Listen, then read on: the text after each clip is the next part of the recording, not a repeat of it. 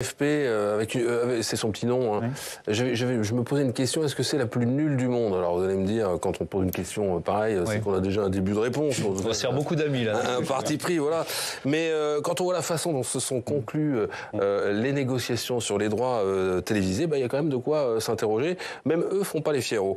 Prenez le président, hein, Vincent Labrune, fraîchement élu en septembre avec un score j'allais dire soviétique de 85,7%.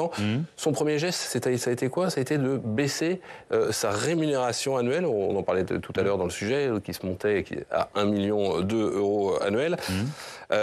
Et en juillet, il avait déjà annoncé qu'il renoncerait à son indemnité de départ de 5,4 millions d'euros. Oui, c'est déjà ça donne quand même le ton. Oui, effectivement, on ne fait pas les fiers. Pourquoi ce geste? Parce que les finances du foot français sont à la dérive et en grande partie, quand même, sous la responsabilité de Vincent Labrune. Alors, est-ce que c'est de sa faute? En tout cas, c'est sa responsabilité.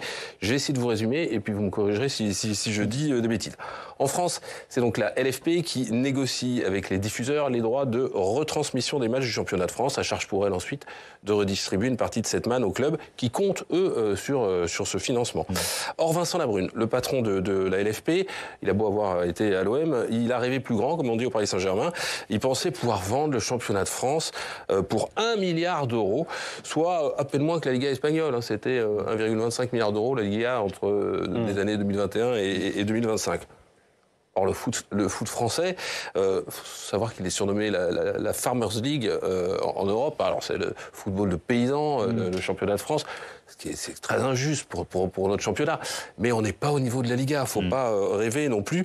Et à ce prix-là, ça n'intéresse pas grand monde. Encore plus depuis que les grandes stars sont parties. Lionel Messi, Kylian Mbappé.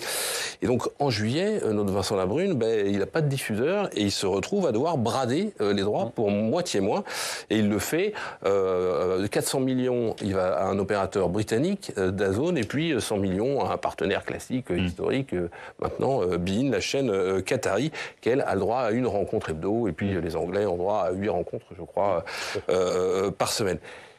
Et là, on se dit, c'est le début quand même d'une spirale qui pourrait devenir infernale pour le foot professionnel, car moins d'argent pour les clubs, c'est encore moins de stars à l'avenir, moins d'investissements, donc des droits télé qui seront encore moins chers, et donc moins d'argent pour les clubs. Vous pouvez continuer comme ça, moins de stars à l'avenir. Oui, effectivement. C'est quand même inquiétant. D'autant que, j'ajoute, je fais juste une petite parenthèse, beIN se fait tirer l'oreille pour payer ce qu'il doit, demande avoir un œil sur le marketing et veut imposer la marque Qatari sur tous les maillots, si je caricature.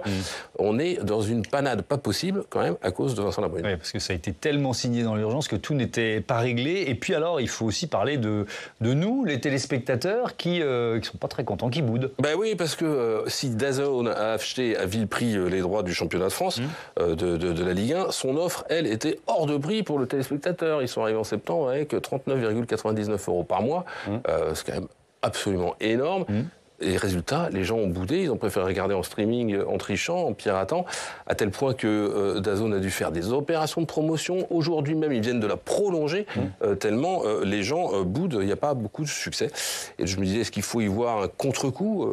Votre magazine a posé une question sur ses réseaux sociaux, enfin sur Twitter, il y a 15 jours. Êtes-vous en train de vous désintéresser du football? Et il y avait 80% de réponse. Oui, c'est ça, 80%. Donc